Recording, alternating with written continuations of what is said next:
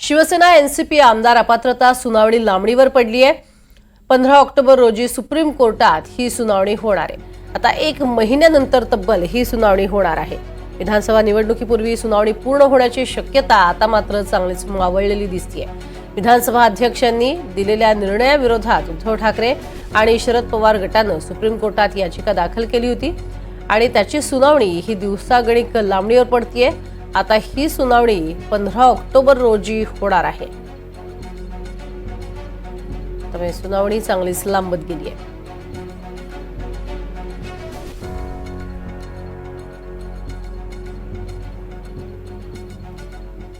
आणखी एक महत्त्वाची बातमी, उपमुख्यमंत्री देवेंद्र फडणवीस यांच्या सागर निवासस्थानी भाजपच्या सर्व आमदारांनी गणरायाचं दर्शन घेतलं आणि त्यानंतर सागर निवासस्थानी भाजप नेत्यांनी विचार मंथनही केलं। बाप्पाच्या दर्शनासाठी सागर बंगल्यावरती नेत्यांची रीघ लागली होती।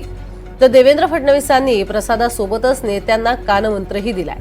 नेत्यांविरोधात अपशब्द टाळण्याचा सल्ला फडणवीसांनी यावेळी आमदारांना दिला।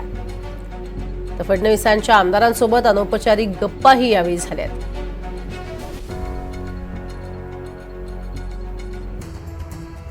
तर फडणवीसांचा कानमंत्र आपण बघतोय, लाडकी बहीण योजनेसह प्रमुख योजना लोकांपर्यंत पोहोचवा,